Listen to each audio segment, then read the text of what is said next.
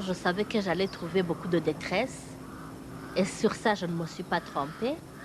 Il y a très peu de familles rwandaises qui n'ont pas été touchées par ce qui s'est passé. Tout le monde pleure les siens ici. Mais par contre, je ne savais pas que j'aurais à déplorer beaucoup de méfaits, d'exactions de la part du Front patriotique.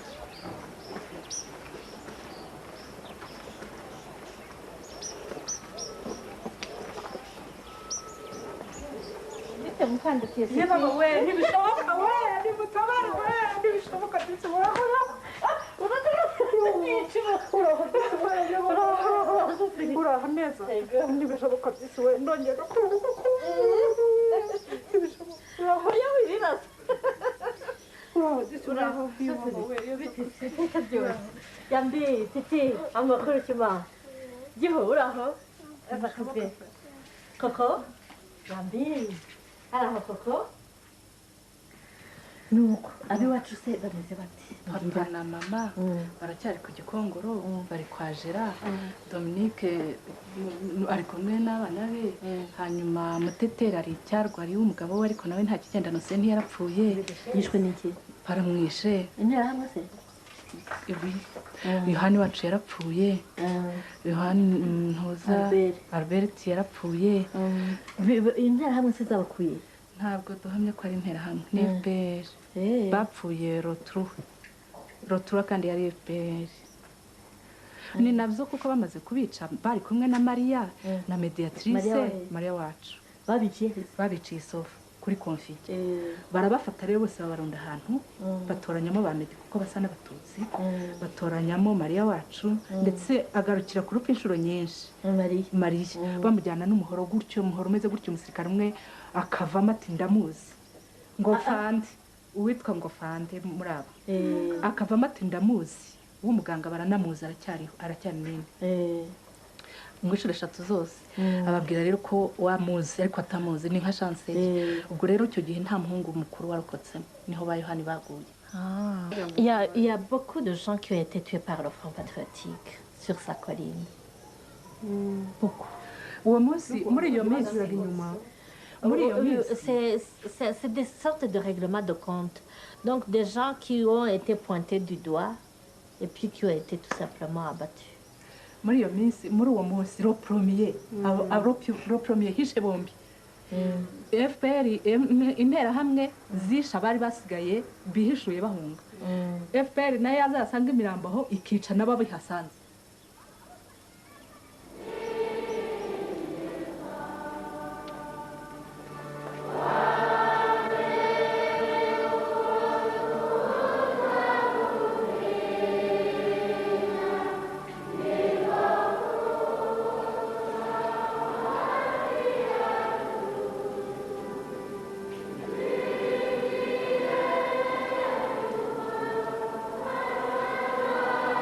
La première fois que nous sommes arrivés, nous avons célébré une messe à la basilique.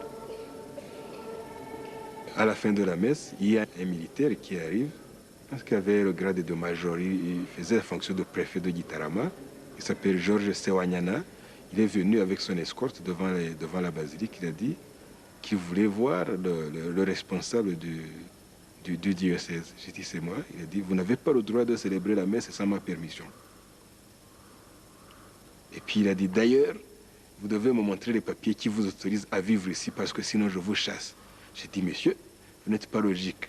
Vous appelez les déplacés, vous leur demandez de rentrer chez eux. Et moi, je rentre chez moi et vous dites que vous allez me chasser. Vous ne me chasserez pas, je n'irai nulle part parce que ici, c'est chez moi.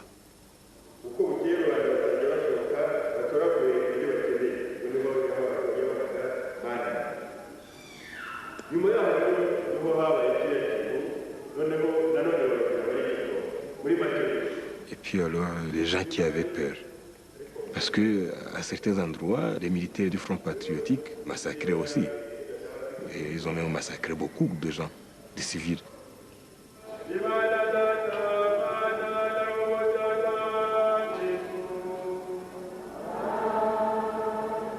J'ai identifié des endroits où des maisons avaient été condamnés parce qu'il y avait des cadavres entassés dedans. Il y avait des maisons où on pouvait trouver des centaines de cadavres à l'intérieur, que ce soit en Baré, que ce soit à Kianza, que ce soit du côté de Kieza et ailleurs. Je ne voudrais pas que ce chiffre-là soit récupéré pour extrapolation comme on a fait dans les jours passés, mais dans ma commune d'origine, j'ai dénombré plus de 200 personnes qui ont été tuées par les éléments de l'armée patriotique.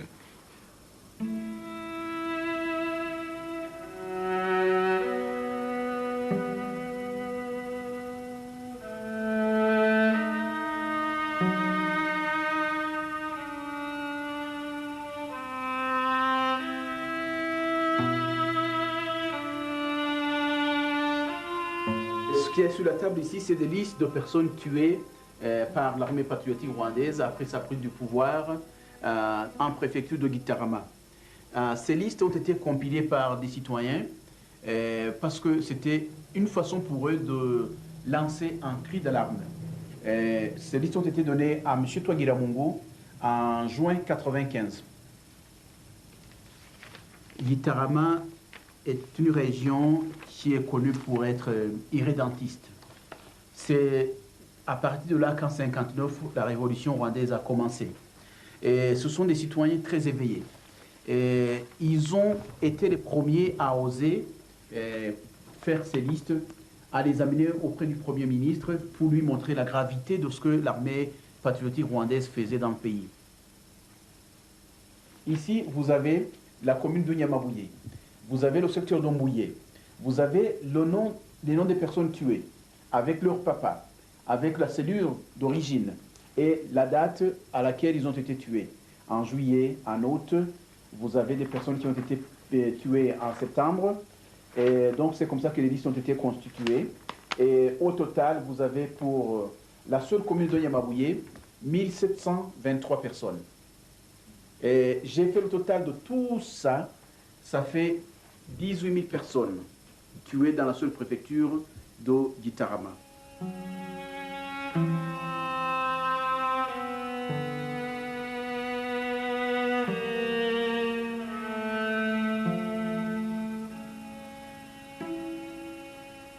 J'ai été membre du FPR depuis avril 1991. Je connais beaucoup de choses à propos des massacres commis par l'armée patriotique rwandaise. Le FPR voulait asseoir sa suprématie. Et pour cela, il fallait absolument éliminer tout ce qui est concurrent potentiel.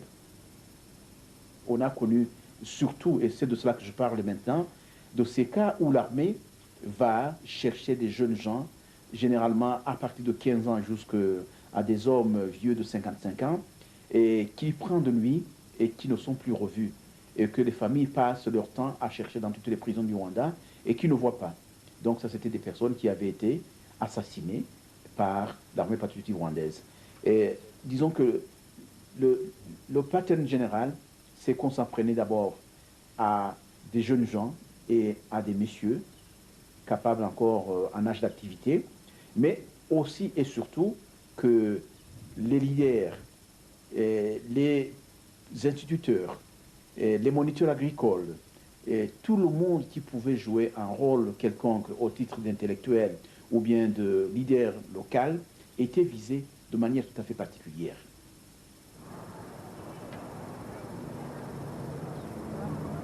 Au mois d'août, on nous a transférés à Gabiro. Là-bas, on nous donnait des formations militaires, quoi. C'est là où j'ai commencé à avoir des inquiétudes sur le FPR. Moi, j'étais dans le service médical, ça ne me regardait pas beaucoup. Mais c'était un ami, je me souviens bien. Un jour, il est venu me demander si je pouvais lui signer un papier lui autorisant un repos. Et puis je lui ai demandé, franchement et profondément, qu'est-ce qui se passe.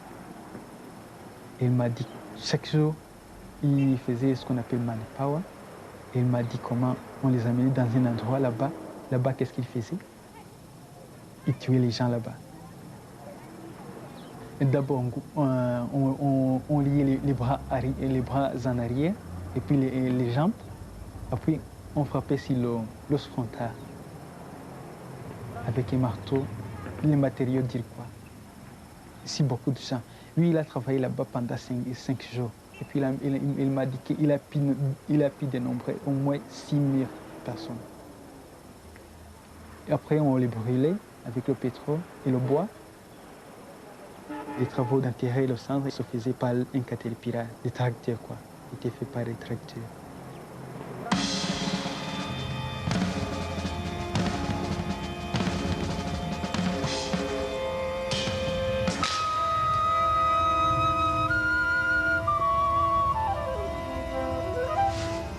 Gabiro, c'est dans la partie nationale de la Kagera, dans la zone de chasse.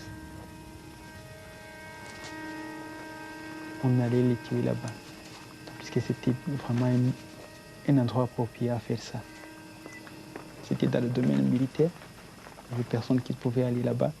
Il y avait seulement la démaille.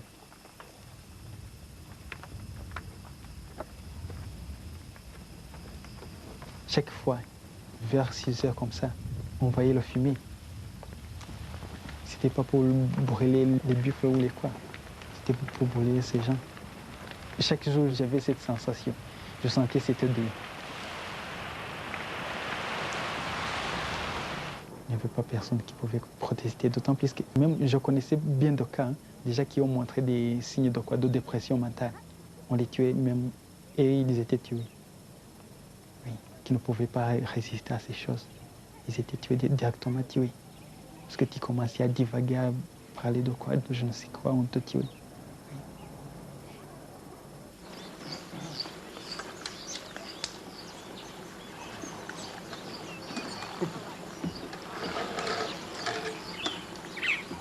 Entre le moment où l'armée patriotique rwandaise se rendait maîtresse de chaque localité, à peu près jusqu'au mois de septembre 1994, l'armée patriotique rwandaise, en fait, tuait et massacrait à grande échelle.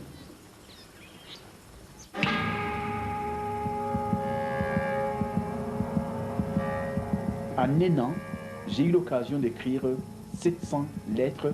Cela représente un minimum de 2 lettres par jour, où je mettais en garde le vice-président, le général Kagame, et le mettais au courant des choses que l'armée avait faites.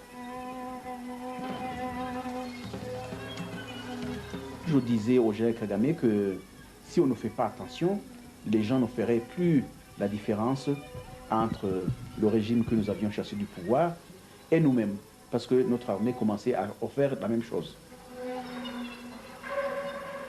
Le général Kagame y a réagi en disant que de l'un, il ne se considérait pas comme lié de répondre à des lettres. Et de deux, il disait qu'il prenait acte du fait que je l'accusais d'avoir été incompétent dans la gestion du ministère qui lui avait été confié. De trois, il donnait conseil au président de la République de me nommer comme ministre de la Défense. Bien sûr, c'était pour me tourner en dérision. Et ensuite, le général Kagame a pris son briefcase. Il est sorti de la réunion au nez du président et de tout l'ensemble de ses collègues. Et on a cherché à le faire revenir pour qu'on continue la réunion. Il a refusé. Et c'était le 25 août.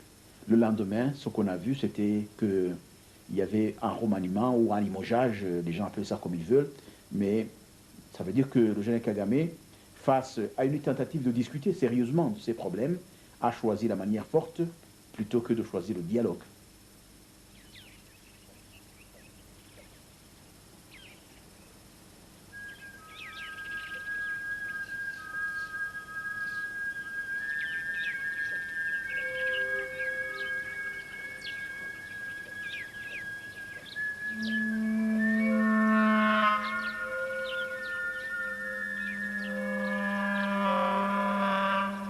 Quand nous avons commencé à dialoguer avec la population, nous avons vu qu'il y avait beaucoup d'orphelins, beaucoup de veuves, beaucoup de maisons détruites. Un Rwandais qui n'a pas un chez-soi, je ne dirais pas qu'il est dangereux, mais il est fragile. Il est très fragile.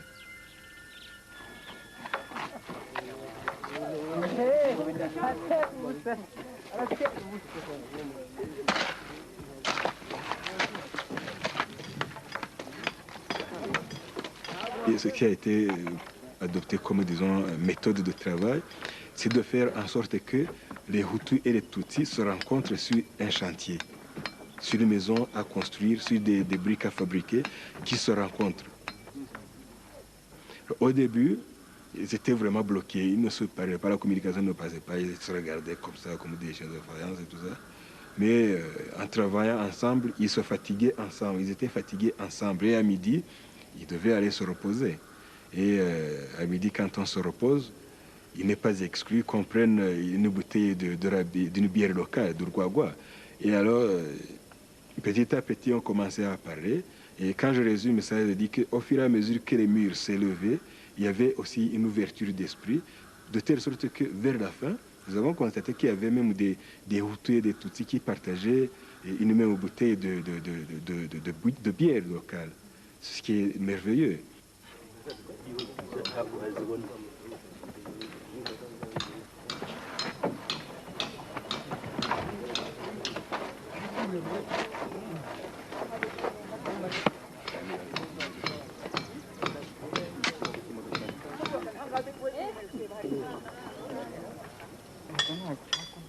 À Kabgaï comme ailleurs, on a assisté à des espèces de campagnes de délation, de calomnie, d'arrestations arbitraires et mise en prison, des choses comme ça, sur base des calomnies. Mais là où nous avons commencé ces opérations, nous avons constaté qu'il y a moins de cas de délation, de mensonges, de tentatives de faire emprisonner l'autre pour avoir ses biens, pour avoir ses maisons et tout ça.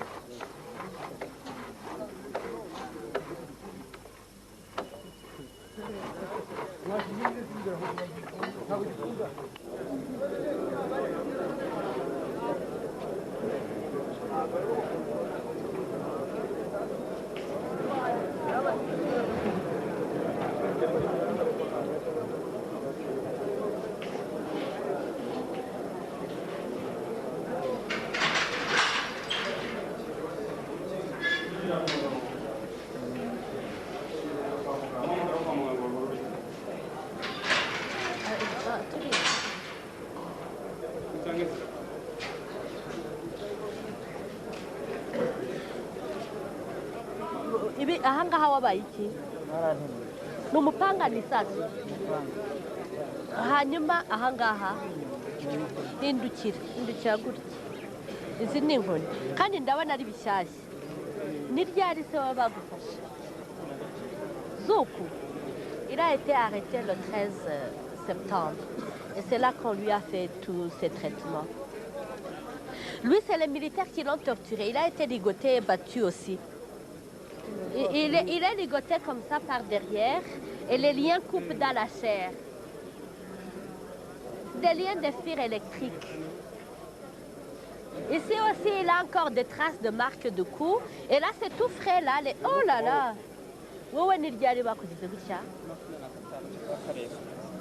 Le 27 juillet, le 25 juillet cette année, c'est pas encore guéri. Comme il dit, et ils n'ont pas guéri très vite parce qu'après les avoir ligotés et coupés avec des liens comme ça, ils les ont jetés dans les trous, ils sont restés dans les trous pendant une semaine. Alors les plaies se sont infectées et si vous voyez que le bras est complètement paralysé, le muscle a dû vraiment être meurtri.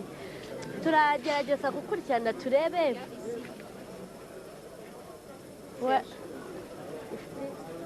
Ibiga n'inkoni baramboshye noneho babohera inyuma gutya noneho baramanika bakaba bakubita amanitse mu kirere mu nzu mbega nzunguruka gutya babohera inyuma gutya. Ouais.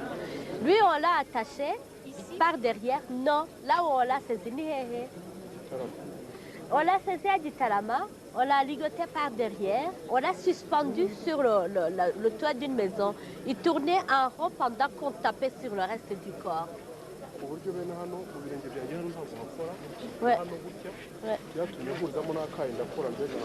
Il a perdu la sensibilité des pieds et le mouvement des chevilles à cause de ces coups qu'il a reçus suspendus sur... Et puis et la main aussi est morte.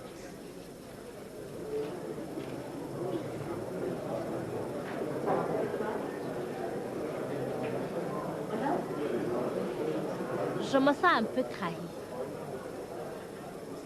Parce que je découvrais de grosses exactions faites par des gens en lesquels j'ai longtemps cru. Mais il y a beaucoup de dérapages, beaucoup de règlements de compte, beaucoup de cupidité. Il n'y a pas de place pour les Hutus modérés dans ce pays. Tous les Hutus se sentent comptés avec ceux qui ont tué.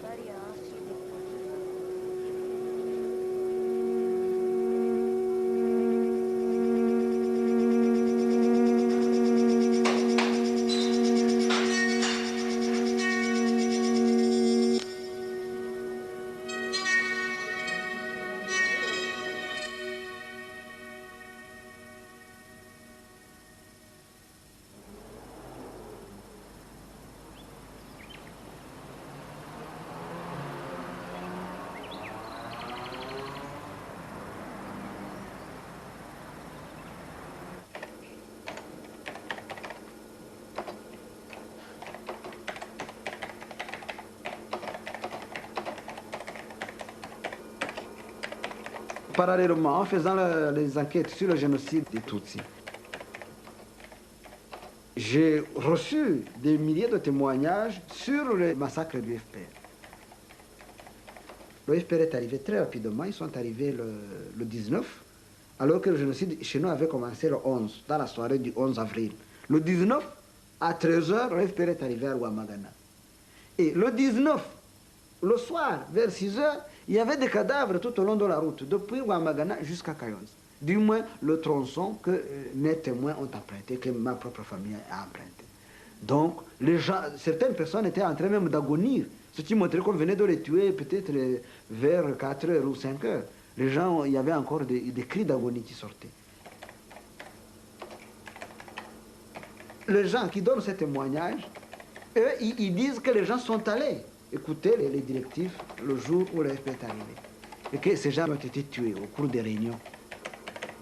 Avril, mai, juin, c'est là où vous retrouvez des charniers. Moi, j'avais à peu près identifié 7 charniers dans mon secteur. Où vous retrouvez 30, 15, 10 corps comme ça. Et la population vous dit, voilà, là, il y a les victimes du FPR, et là, il y a les victimes des miliciens. Donc, même une enquête ne serait pas difficile, sauf dans le contexte où maintenant les gens sont obligés de se taire. Moi, quand je suis arrivé en juillet, les gens avaient confiance en moi, ils me connaissaient, ils m'ont dit tout, sans problème.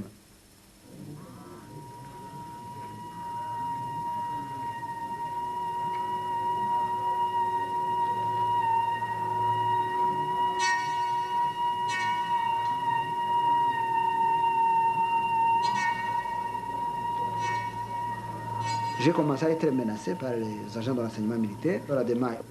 C'est que je m'intéressais au sort des personnes portées disparues. On avait enlevé des milliers de gens qu'on disait qu'ils sont détenus quelque part.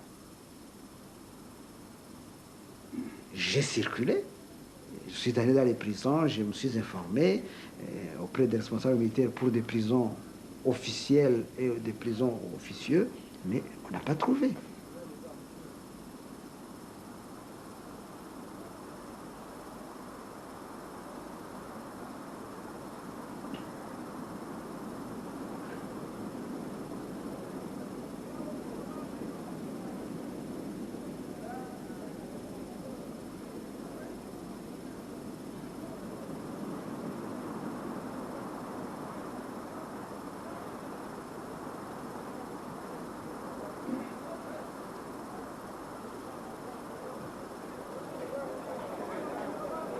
Devant la prison de Gitarama, où j'étais allé en janvier, un agent de la démarche, originaire de Chiwongo, m'a dit, écoutez, viens, j'ai quelque chose à te dire.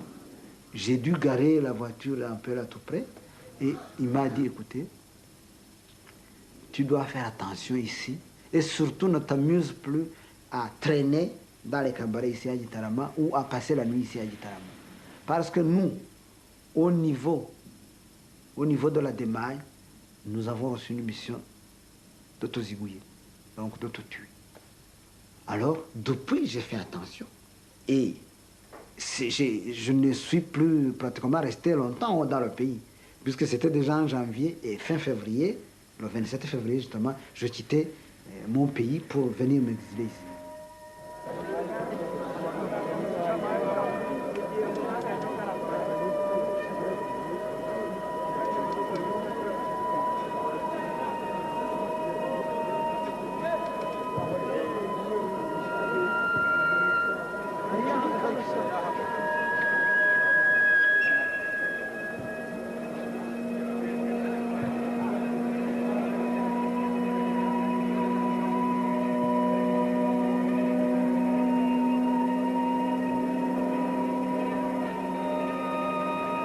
au cours du premier semestre de l'année 95. À un certain moment, on avait autour de 165 morts par mois. Je suis moi-même entré pour visiter cette prison, voir comment la situation se présentait.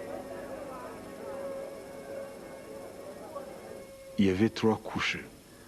Il y avait des gens qui étaient couchés et qui étaient morts. Il y avait des gens accroupis qui étaient en train de mourir. Il y avait d'autres qui se tenaient debout et dont les tibias étaient en train de fondre, comme qui dirait une bougie allumée qui est en train de fondre. Ces gens étaient entassés, ils étaient 5 au mètre carré. Ils étaient là, debout, et sans pouvoir pratiquement bouger.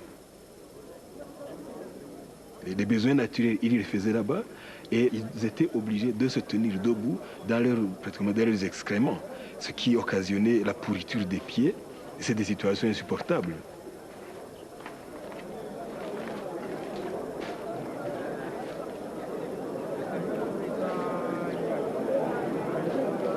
Un officier de la minoire a assisté à vécu une scène plus ou moins macabre. Il y a un prisonnier qui a arraché son gros orteil et lui a lancé ça à la figure. Il venait de dire, nous sommes venus voir dans quel état vous êtes, et le prisonnier a pris son gros orteil et lui a lancé ça à la figure. Il a vu.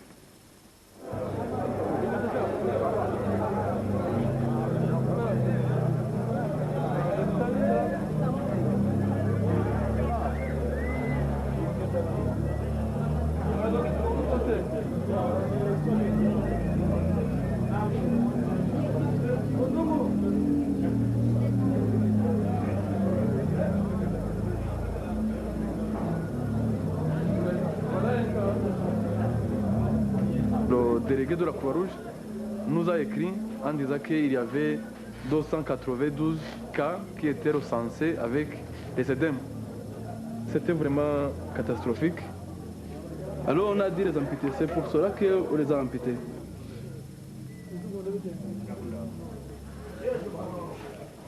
Voilà, celui-ci il était amputé ici.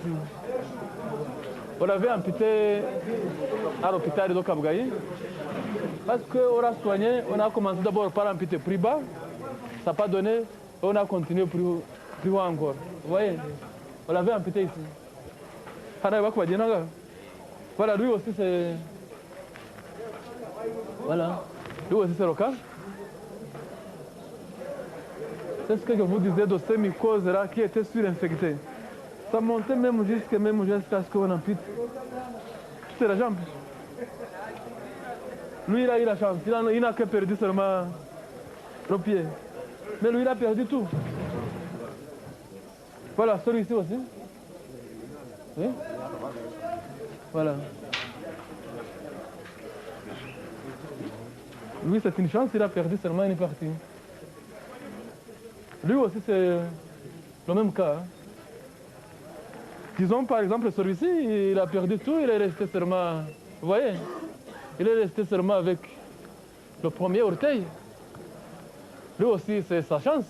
Parce qu'on aurait dû amputer plus haut encore. Quand on a amputé ici, on a trouvé que c'était guéri. L'autre pied, il a perdu. Ça a été amputé. Il a perdu ses orteils. Et ici, il a perdu la moitié de sa jambe.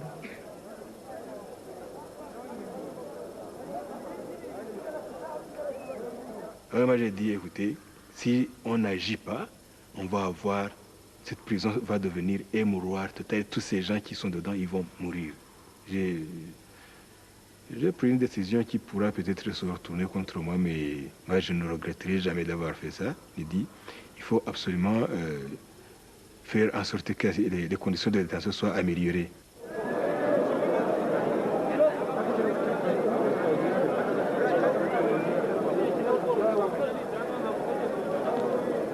Et c'est dans ce moment-là que j'ai dit, on va augmenter l'espace de détention. Nous avons ajouté autour de 4000 m² d'espace, couvert à 80%.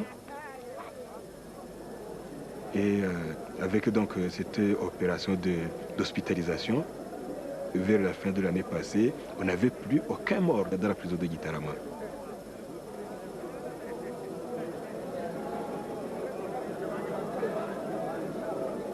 Bien sûr, ils sont prisonniers.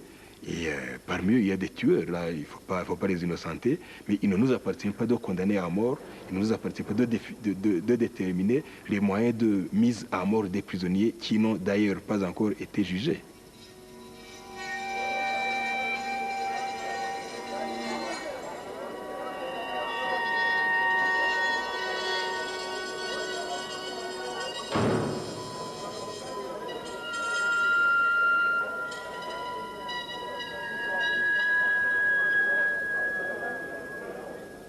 How many people do they want to try seriously? How many people are they willing to execute if it comes to that? How many people are they willing to imprison, and how are they going to provide for their long-term imprisonment? All of these are issues that I think have not been resolved in the government, and because they haven't been resolved, it leaves the way clear to a small group of extremists to use the judicial system for their own political ends by incarcerating people for their political beliefs on the accusation of genocide.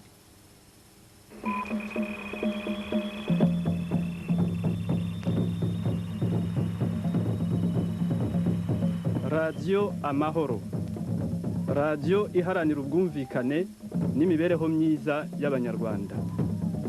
Imyaka igiye gushira ari 2 ingabo za FPR zifashe ubutegetsi ku ngufu mu Rwanda.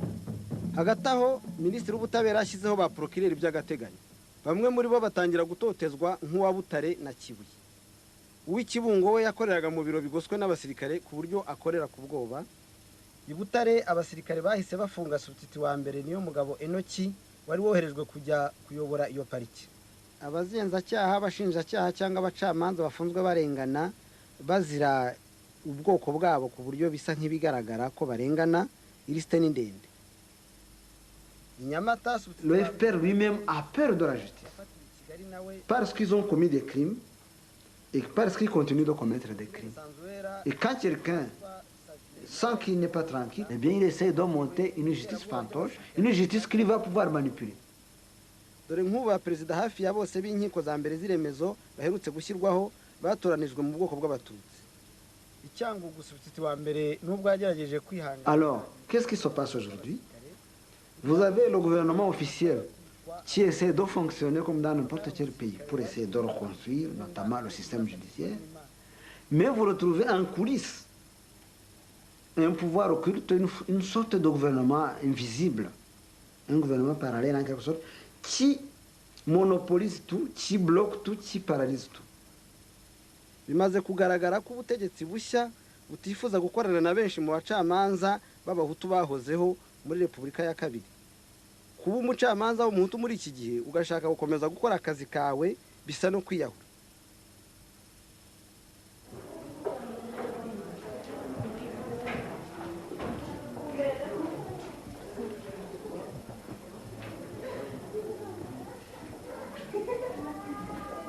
Le 26 février, j'étais victime d'un attentat d'assassinat perpétré par l'armée patriotique rwandaise.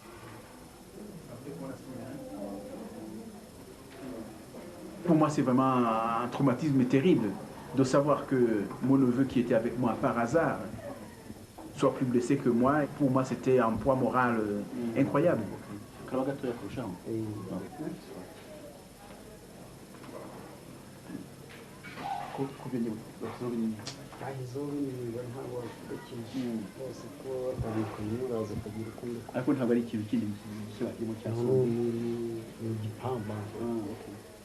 Je suis rentré dans ma voiture, j'ai ouvert la fenêtre et je commençais à faire fonctionner le moteur que j'ai vu le jeune homme sortir un pistolet et me tirer à bout portant.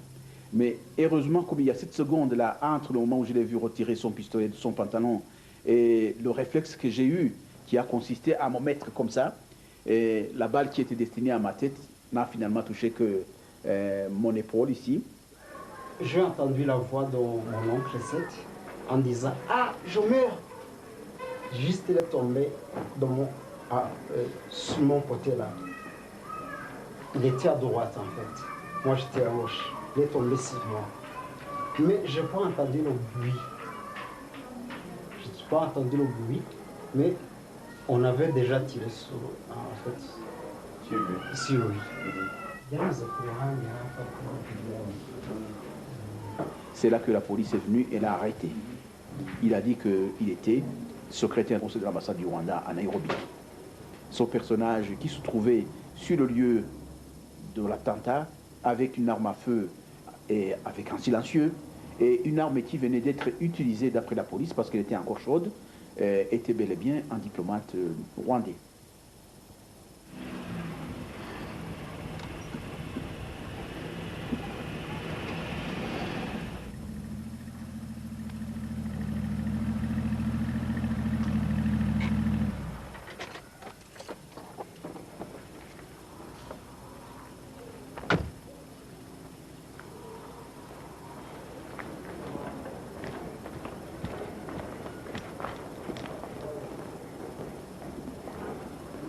C'est dangereux.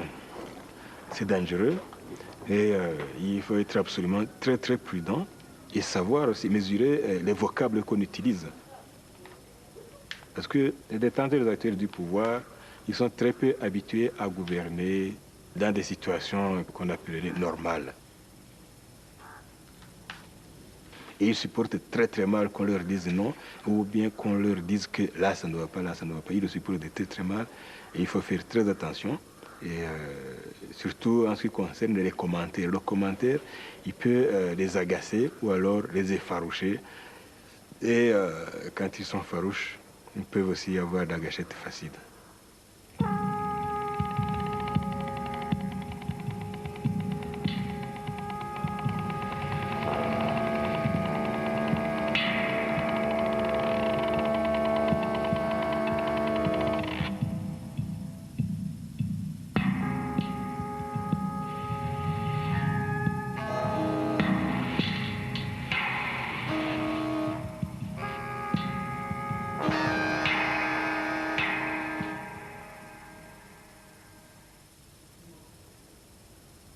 La campagne de calomnie, je pense qu'elle est en liaison avec mes activités dans le cadre des droits de l'homme et aussi comme journaliste qui dit des choses qui ne plaisent pas nécessairement au système en place. En tout cas, nous essayons de prendre nos responsabilités et de faire le travail que nous devons faire sans complaisance aucune envers n'importe quelle autorité, qu'elle soit ecclésiastique, qu'elle soit politique. Quand nous attendons le cri du peuple, nous essayons dans la mesure du possible de l'écouter et de voir ce que nous pouvons faire pour le soulager, et c'est tout.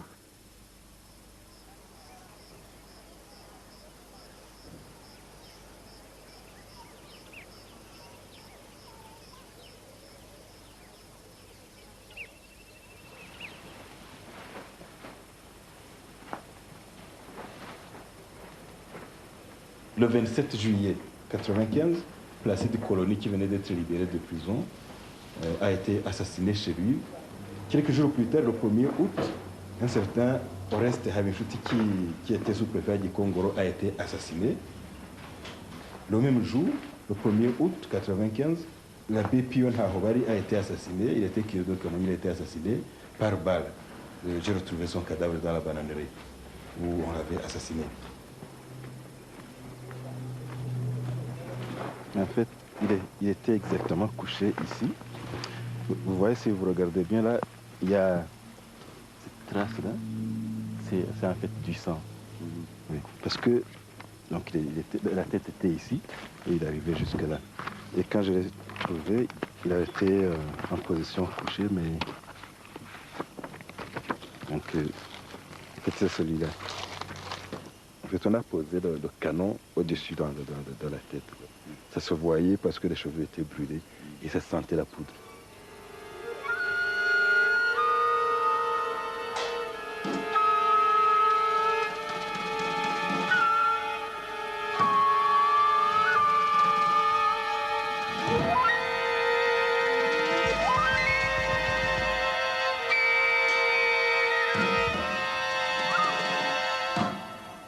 C'était mon ami. J'ai été amené à prendre la parole comme responsable du diocèse et j'ai fait une homélie. J'ai dit, mes chers confrères, nous avons choisi, en tout cas en matière de survie, nous avons choisi la mauvaise voie, Nous avons choisi la voie de la croix et si nous faisons notre travail convenablement, nous devrons aller jusqu'à la croix, on va nous pendre. Mais qu'on nous tue en faisant notre travail, qu'on nous tue en faisant ce que nous devons faire et ça sera là notre gloire. Et je pense que personnellement c'est ça qui me guide et de toute façon un jour je ne verrai pas le soleil se lever. Que je sois responsable d'un diocèse, que je sois responsable d'un journal, que je sois responsable d'une association de droits de l'homme, nous avons choisi la voie de la croix et avec un peu de chance, on va nous pendre parce que nous avons fait notre travail convenablement. C'est tout.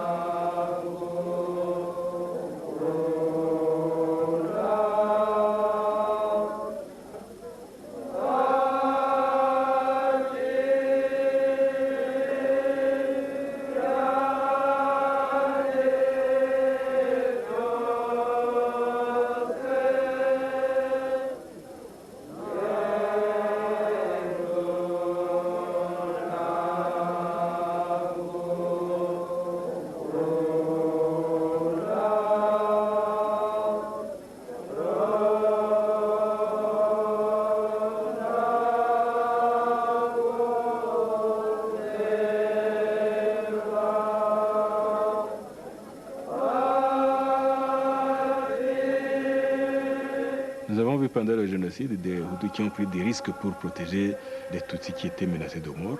Mais nous assistons à des comportements contre justement ces éléments qui ont pris des risques pour protéger les gens. On les met en prison ou alors on les tue.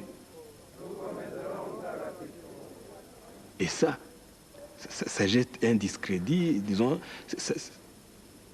ça démolit toute la confiance qu'on aurait pu avoir à l'égard du système. Alors, certains éléments, certains gens regrettent d'avoir protégé les Tutsis. Et c'est très dangereux parce que ça risque de créer encore une fois deux blocs, un bloc Hutu et un bloc Tutsi. Et si jamais il y avait, et ce qui n'est pas impossible, si jamais il y avait un semblant de soulèvement à caractère ethnique, je pense qu'on aurait beaucoup de morts, beaucoup.